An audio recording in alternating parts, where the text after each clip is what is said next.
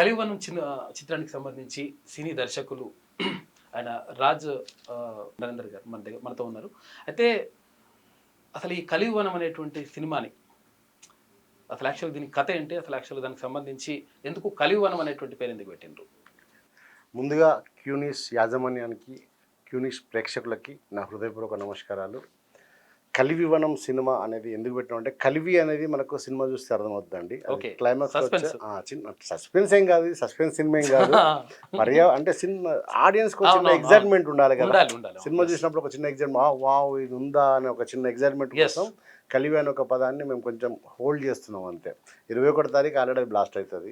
మనం దాన్ని నవంబర్ 21వ తారీఖు అంటే ఇంకా 2 రోజుల్లో రిలీజ్ అవుతుంది. 2 days లో cinema, 2 days to go in theatre. ఖచ్చితంగా థియేటర్లో సినిమా చూడండి. ఒక చాలా మంచి సినిమా ఇది. వనం అంటే ఆటోమేటిక్గా తెలిసిందే, అడవి, ప్రకృతి. వాస్తవం ఏంటంటే ఈ అడవి లేకపోతే మనుషులు లేరు. అడవే మనిషికి జీవనాధారం. అడవి నుంచి వచ్చే సంపద, అడవి నుంచి వచ్చే హెయిర్ తోటే, గాలితోటి ఆక్సిజన్ పీల్చుకొని మనం బతుకుతున్నాం. అలాంటి అడవుల్ని సంరక్షించుకునే బాధ్యత మన మీద ఉంది అని చెప్పే సినిమా కలివివనం. అందుకే ఈ సినిమాకు కలివివనం అనే పేరు పెట్టాల్సి వచ్చింది. ఇందులో ఏమైనా లవ్ స్టోరీ ఉందా? ఉంటుందండి. ఒక హార్ట్ టచింగ్ లవ్ స్టోరీ ఉంటుంది, గొప్ప లవ్ స్టోరీ ఉంటుంది.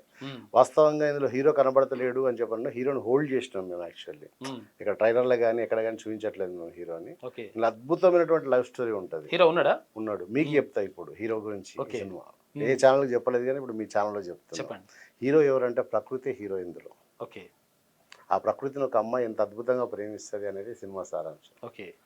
ఒక ప్రకృతిని కన్నా అద్భుతమైన ప్రియుడు అమ్మాయికి ఉండడు ఇంకా ప్రపంచంలో. ఆ ప్రకృతిని ఆ అమ్మాయి ప్రియుడు అనుకొని పాట పాడుకుంటుంది, ప్రియునిలా ఆ ప్రకృతిని చూసుకుంటుంది. అందుకే మా ప్రకృతి సినిమాలో హీరో. ప్రకృతి హీరో. అంటే అసలు యాక్చువల్గా సినిమా అంటే వినోదమే కాదు, విజ్ఞానం అనేటువంటి ఒక టైటిల్ అంటే అంతే కదా సార్. ఇప్పుడు వాస్తవంగా ఏంటంటే విజువల్ చెప్పిన దానికన్నా, విన్న దానికన్నా, చూసిన దానికి మనకి యొక్క ప్రియారిటీ ఇస్తాం. అంటే విజువలైజేషన్ మైండ్లో గుర్తుండిపోతుంది. అంటే చెప్పింది మనం మర్చిపోవచ్చు, విన్నది కూడా మనం మర్చిపోవచ్చు, కానీ చూసిన దాన్ని మాత్రం ఖచ్చితంగా మర్చిపోలేము మనం. అందుకే విజువలైజేషన్గా చెప్తే బాగుంటుంది. అంటే వాస్తవంగా చాలా మంది సినిమాని వినోదానికి అంకితం చేసేసారు ఇప్పుడు. కానీ ఒక తరంలో, ఒక జనరేషన్లో కానీ ఇప్పటికి కూడా కొన్ని సినిమాలు తీస్తున్నారు. కాకపోతే ఇంకా అదర్ లాంగ్వేజ్ వాళ్ళు, మలయాళం కానీ, ఈ కేరళ, మన కర్ణాటక ఇలాంటి సినిమాల వాళ్ళు ఏంటంటే ఖచ్చితంగా మెసేజ్ ఇస్తున్నారు సినిమాలలో. మన తెలుగు ఫీల్డ్లోనే కొంతమంది ఏంటంటే కమర్షియల్కి అలవాటు పడిపోయి మెసేజ్ ఓరియంటెడ్ పక్కకు పెట్టేసినారు, కమర్షియల్గా అయిపోయింది ఎక్కువ. అంటే అది మంచి చెప్పని, చెడు చెప్పని, కానీ సినిమా పబ్లిక్. దీంట్లో ఏంటంటే సినిమా అంటే వాస్తవంగా వినోదంతో పాటు విజ్ఞానం. డెఫినెట్గా నువ్వెంత సినిమా తీయండి, అంటే ఇది బ్యాడ్ అని చెప్పి బ్యాడ్ అని చూసుకుంటూ వచ్చా కానీ ఖచ్చితంగా దర్శకుడు ఏదో ఒక దగ్గర ఖచ్చితంగా ఇది తప్పు అనే పదం చెప్పాల్సి వస్తుంది. అది మెసేజే కదా. అందుకే సినిమా అంటే వినోదమే కాదు, విజ్ఞానం కూడా. కాకపోతే మా సినిమా ఏంటంటే స్పెషల్గా ఇది విజ్ఞానమే, వినోదంతో పాటు విజ్ఞానం. ఇది అంటే పిల్లలు వాస్తవంగా ఏంటంటే చాలా ఎంటర్టైన్ చేస్తారు పిల్లలు. హరిత టీచరు అండ్ భూమయ్య అని ఒక రైతు, ఆ ఊర్లో ఉన్నటువంటి ఇంకా గవర్నమెంట్ స్కూల్ పిల్లలు, వీళ్ళందరితో ఎంటర్టైన్మెంట్ జరుగుతుంది. పల్లెటూరు విలేజ్లో. అంటే మీకు స్టోరీ లైన్ చిన్నగా చెప్తా అండి, ఆటోమేటిక్గా మీకు అర్థమైపోతుంది. పంచభూతాలు అంటే 5 పిల్లలు. పంచభూతాలను ఎందుకన్నా అంటే వీళ్ళ పేర్లు కూడా అలాగే ఉంటాయి: ధరణి, గంగజల, ఆకాష్, సూర్య, పవన్. పంచభూతాలు అంటే 5 పిల్లలు. పంచభూతాల సాక్షిగా అంటారు. ఇక్కడ పెళ్లి హరిత అని ఒక టీచరు, భూమయ్య అని ఒక రైతు. వాళ్ళ ఊర్లో ఉన్నటువంటి ఎన్వైరన్మెంట్ ని ఎలా కాపాడుకుంటారనేది ఈ సినిమా సారాంశం. ఈ సినిమా స్టోరీ అది. అయితే ఇక్కడ హీరోయిన్ గా అంటే ఈ సినిమాలో మీ క్యారెక్టర్ ఏంటారు? ఈ సినిమాలో హరిత అని ఒక క్యారెక్టర్ అండి నాది. ఈ సినిమాలో అంటే కంప్లీట్గా ఒక ఫీమేల్ సెంట్రిక్ మూవీ, లేకపోతే నేనే హీరోయిన్ అని చెప్పను నేను. ఎందుకంటే ఈ మూవీలో మా తాత సమ్మెట గాంధీ గారు, నేను అండ్ 5 పిల్లలు అన్న ఎవరైతే చెప్పారో పంచభూతాలుగా చేశారని, ఆ 5 పిల్లలు అందరం హీరోస్ ఆఫ్ ద ఫిలిం అండి. అందరికన్నా ఎక్కువ హీరో ఏంటంటే నేచర్, ప్రకృతి.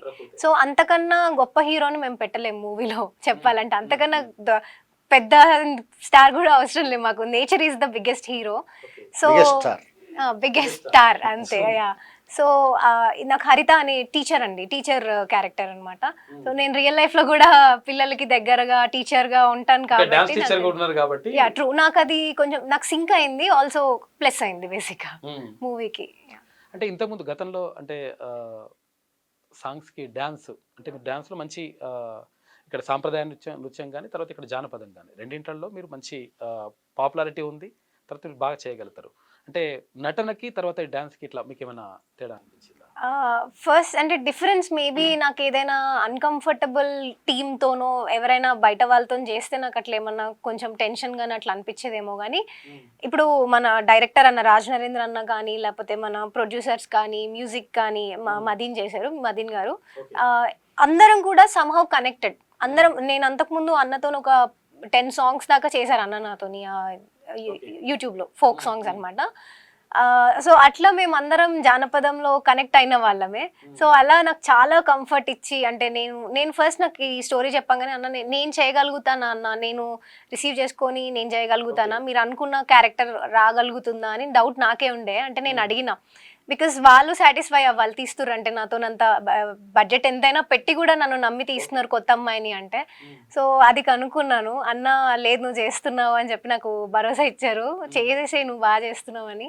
ఇంక అప్పటి నుంచి ఏదైనా చేంజెస్ ఉంటే అన్న చెప్పడము, దాన్ని కొంచెం ఇంప్రూవైజ్ చేసుకోవడము అట్లా. నాకేం నేను ఎప్పుడు ఇది నా ఫస్ట్ మూవీ అండి, ఫస్ట్ డెబ్యూట్ మూవీ. ఇప్పుడు వీళ్ళంతా వీళ్ళే ఆ పంచభూతాలు 2 మిస్ అయ్యాయి.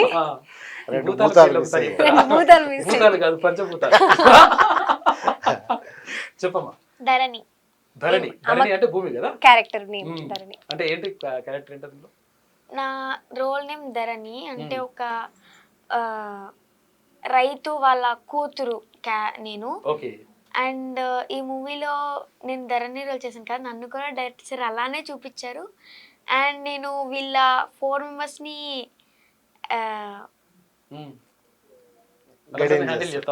హ్యాండిల్ చేసేది నేనే.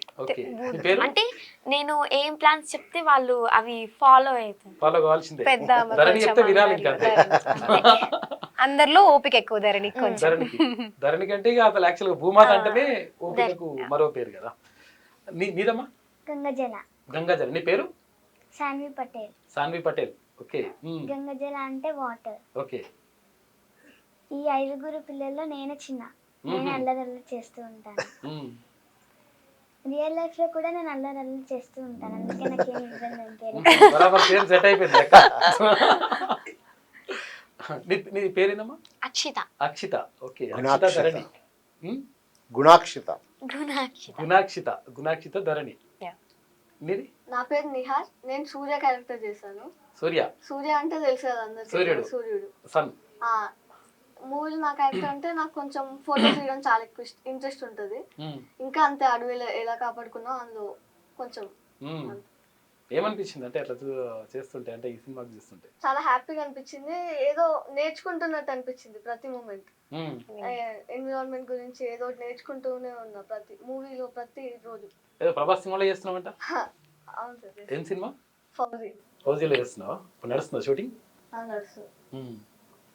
అధికారులు మీ సమస్యలు పట్టించుకోవట్లేదా? నెలల తరబడి మిమ్మల్ని ఇబ్బంది పెడుతున్నారా? మీ సమస్యకు ఎవరు స్పందించట్లేదా? సమస్య ఏదైనా ఎక్కడి నుంచైనా వెంటనే క్యూన్యూస్ కాల్ చేయండి. మీ తరఫున మేం బాధ్యత తీసుకుంటాం. కాల్ చేయాల్సిన ఫోన్ నెంబర్ 8499019921. పబ్లిక్ వాయిస్, సామాన్యుడి ప్రశ్నాస్త్రం. ప్రతి గురువారం ఉదయం 10 గంటలకు మీ క్యూన్యూస్ హెచ్డీలో నవంబర్ 6 నుంచి ప్రారంభం.